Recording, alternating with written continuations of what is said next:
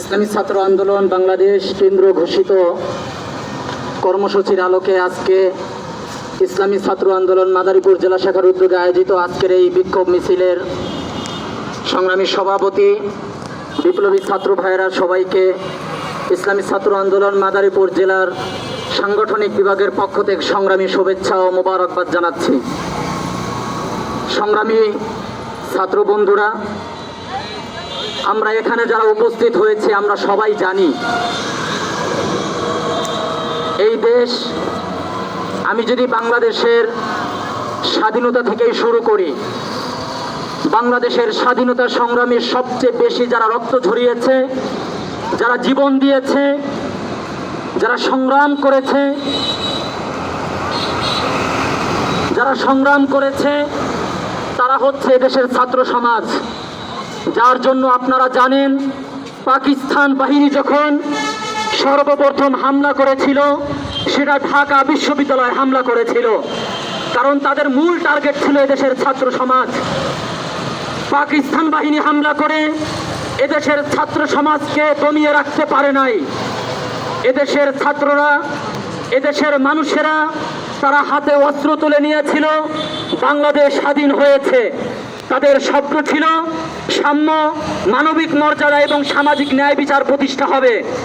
কিন্তু স্বাধীনতা পেতে না পেতেই শেখ মুজিবুর রহমান পাকশাল প্রতিষ্ঠা করে এদেশের মানুষের সাথে চরমভাবে বিশ্বাসঘাতকতা করেছে।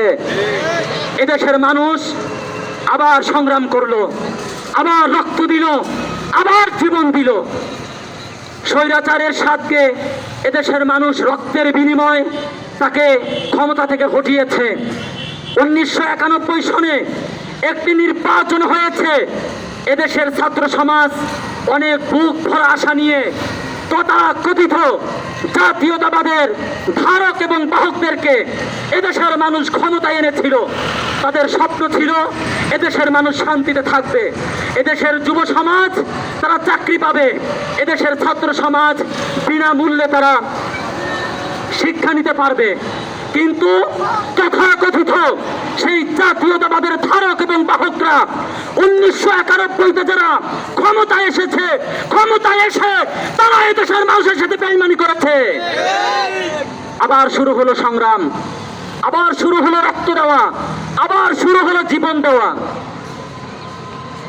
এইভাবে করে করে আবার এক ফ্যাসিস্ট, এক ভারতের গোলাম, নাম শেখ হাসিনা, তিনি 2008 সালে ভারতের চক্রান্তে বাংলাদেশের ক্ষমতার মস্তদে বসেছে। ভাইরা আমার, এদেশের মানুষ তারপরে ভেবেছিল হয়তো শেখ মুজিবুর রহমান ক্ষমতায় এসে ভুল করছে ঠিক, কিন্তু তার আগে তিনি যেহেতু এদেশের স্বাধীনতা সংগ্রামের নেতৃত্ব দিয়েছে, তার কন্যা অন্ততপক্ষে দেশের মানুষের সাথে বেইমানি করবে না, তার কন্যা অন্তত এদেশের মানুষকে শান্তিতে থাকতে দিবে। কিন্তু আমরা কি দেখলাম? আমরা দেখলাম গুম, আমরা দেখলাম খুন, আমরা দেখলাম হত্যা, আমরা দেখলাম চাঁদাবাজি, আমরা দেখলাম বাংলাদেশকে ভারতের করদ রাজ্যে পরিণত করার জন্য যা কিছু করার দরকার ছিল সবই শেখ হাসিনা করেছিল। সংগ্রামী ভাইরা, শেখ হাসিনার বিরুদ্ধে এদেশের মাটি ও মানুষ 17টি বছর লড়াই করেছে, তারা জীবন দিয়েছে, তারা রক্ত দিয়েছে। আমাদের ভাই আবরার শহীদ হয়েছে, ইসলামী ছাত্র আন্দোলনে আমাদের ভাই নাইম শহীদ হয়েছে, আমাদের তাহমিদরা 2024 সনের গণঅভ্যুত্থানে শহীদ হয়েছে, আবু সাইদরা রক্ত দিয়েছে, মুক্তরা রক্ত দিয়েছে, মাদারীপুরের দিকরা রক্ত দিয়েছে। রক্ত দিয়ে শেখ হাসিনার মতো একটি দানবকে বাংলাদেশ থেকে বিতাড়িত করেছে।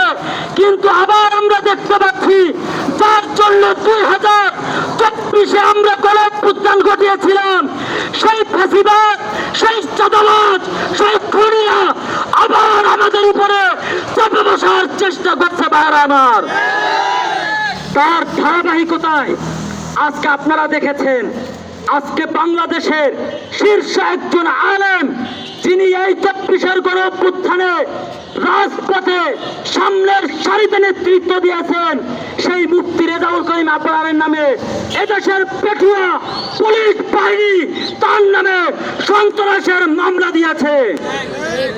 আজকে মাদারীপুরের ছাত্র সমাজের পক্ষ থেকে স্পষ্ট ঘোষণা দিচ্ছি, অনতি বিলম্বে মুফতি রেজাউল করিম আবরারের নামে যারা এবং তার সাথে আরো দুইজন, এই তিনজনের নামে যারা সন্ত্রাসী মামলা দিয়েছেন, অনতি বিলম্বে সেই পুলিশ অফিসারকে প্রত্যাহার করতে হবে।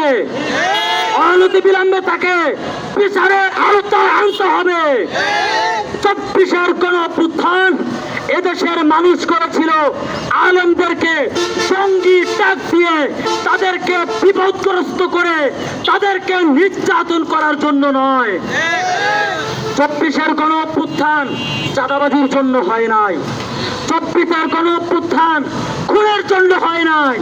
24-এর গণঅভ্যুত্থান দর্শনের জন্য হয় নাই। আজকে ইসলামী ছাত্র আন্দোলন বাংলাদেশ শান্তি প্রিয় ছাত্র সংগঠন। ইসলামী ছাত্র আন্দোলন বাংলাদেশ কোনো রাজনৈতিক সংগঠন নয়।